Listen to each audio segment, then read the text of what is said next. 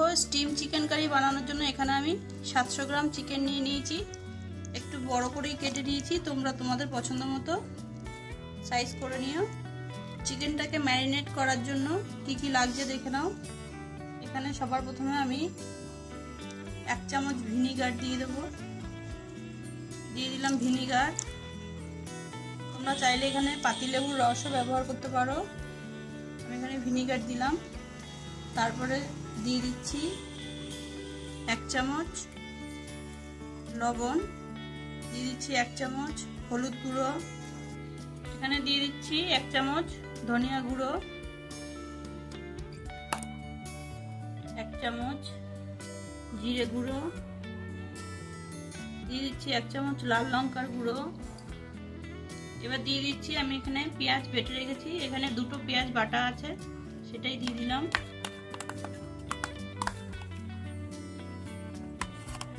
আর দিয়ে দিচ্ছি এখানে কাঁচা পাকা লঙ্কা বেটে রেখেছি, সেটার হাফটা দিলাম। 2 চামচ রসুন বেটে রেখেছি, তার অর্ধেকটা দিয়ে দিলাম। আদাও এখানে অর্ধেকটা দিয়ে দিলাম।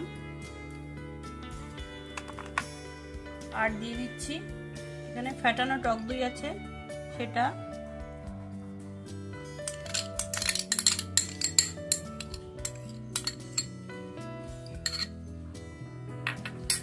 আর সবশেষে দিয়ে দিচ্ছি এখানে আমি সর্ষের তেল দিয়ে করব পুরো রান্নাটা, তাই এখানে সর্ষের তেল দিয়ে দিলাম। এবার সবগুলোকে আমি হাত দিয়ে মাখিয়ে নেব।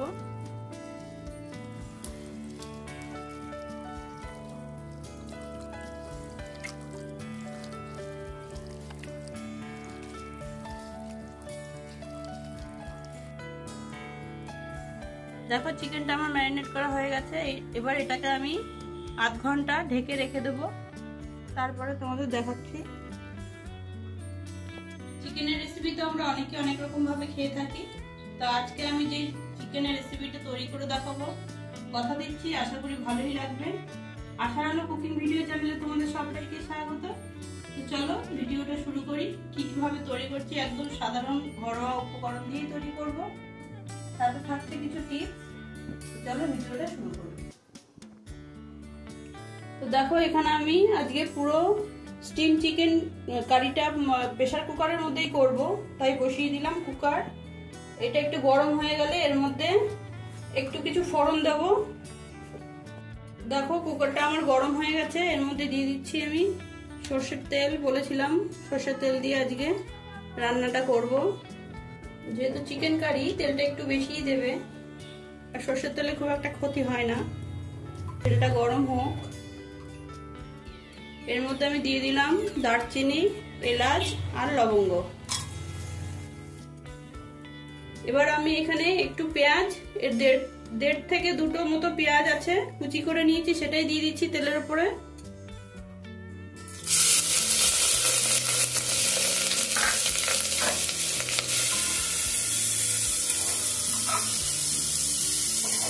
পেঁয়াজটা একটু ভাজা ভাজা করে নেব। তোমরা চাইলে এটা কড়াতে করে কষিয়ে নিয়ে প্রেসারে সিটি মারতে পারো, কিন্তু আমি টোটালটাই প্রেসারে করছি।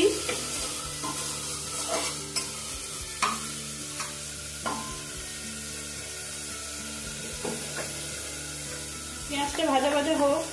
এখন দিয়ে দিচ্ছি একটু রসুন, যেটা বাটা ছিল, আর দিয়ে দিচ্ছি বাদ বাকি যে আদাটুকু ছিল বাটা, সেটুকুই দিয়ে দিলাম, আর লঙ্কা বাটাটাও।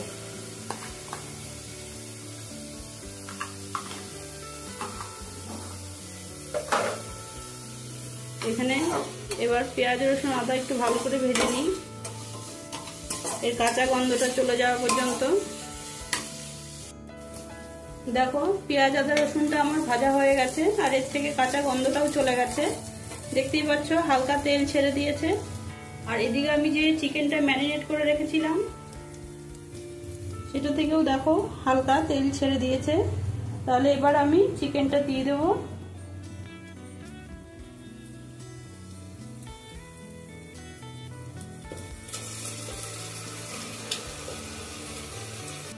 এবার আমি ভালো করে কষিয়ে নেব চিকেনটা কুকারের মধ্যে। অনেকক্ষণ ধরেই কষাতে হবে, যতক্ষণ না এর থেকে পুরোপুরি তেল ছেড়ে দিচ্ছে। একটু সময় নিয়ে আর বলে রাখি, এই কষানোর সময় কিন্তু গ্যাসের ফ্লেমটা মিডিয়ামে রাখতে হবে, কারণ বাড়িয়ে দিলে নিচে ধরে যেতে পারে।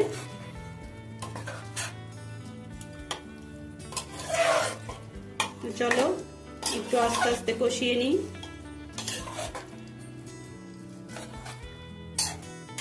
আর হ্যাঁ, বলে রাখি, আমি এই চিকেনে এক্সট্রা কোনো জল অ্যাড করব না, তাই চিকেনটা যাতে আমি ম্যারিনেট করেছিলাম সেই বাটিটা ধুয়ে একটু জল দিয়ে দিলাম, ব্যাস।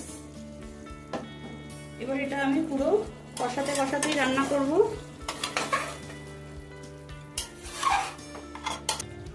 দেখো চিকেনটা কিন্তু আমার অর্ধেকের বেশি সেদ্ধ হয়ে গেছে।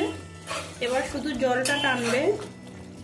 একদম ঘরোয়া উপকরণেই করে দেখালাম, ছোট থেকে বড় সকলেই এটা খেতে পারবে, কোনো অসুবিধা নেই। আমি এক্সট্রা কোনো মশলা এতে অ্যাড করিনি।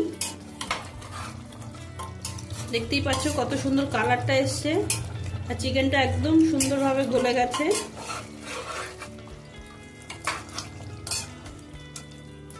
আর একটু শুকাবে, এটা তেলটাও ছেড়ে আসছে আমার। তোমরা সকলে এইভাবে একবার করে খেয়ে দেখো, কমেন্টে অবশ্যই আমাকে জানিও। এটা আমি ঢেকে ঢেকেই রান্না করছি।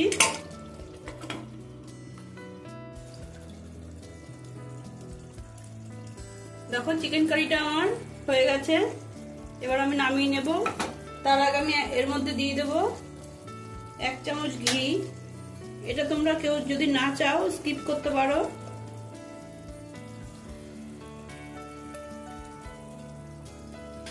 আর হ্যাঁ, বলে রাখি, আমি কিন্তু আর লবণ পরে অ্যাড করিনি, কারণ ম্যারিনেটের সময় যে লবণটা দিয়েছিলাম সেটা একদম পর্যাপ্ত। তোমরা স্বাদ মতো দিয়ে নিও। মিশিয়ে দিচ্ছি এবার ঘিটাকে। যেহেতু গরম মশলা আমি গোটা ফোড়ন দিয়েছিলাম, তাই এখানে আর গুঁড়ো দেওয়ার দরকার নেই। দেখো কত সুন্দর হয়েছে কালারটা। এভাবে তোমরা করে খেও, আশা করছি তোমাদের ভালো লাগবে। আর চিকেনও কিন্তু একদম ভালোভাবে সেদ্ধ হয়ে গেছে, দেখে বুঝতেই পারছো। দেখো, দেখে বুঝতেই পারছো চিকেনটা কত সুন্দরভাবে সেদ্ধ হয়েছে। চলো এবার নামিয়ে নিই, তারপর তোমাদের দেখাচ্ছি। দেখো তৈরি হয়ে গেছে আমার স্টিম চিকেন কারি। দেখতেই পাচ্ছ কত সহজেই একদম ঘরোয়া উপকরণ দিয়ে তৈরি করলাম। আশা করছি তোমাদের ভিডিওটা ভালো লেগেছে। যদি ভালো লেগে থাকে তাহলে একটা লাইক করো, কমেন্ট করো, আর সাবস্ক্রাইব করে আমার চ্যানেলের পাশে থেকো। এরকমই নিত্য নতুন রেসিপি পাওয়ার জন্য।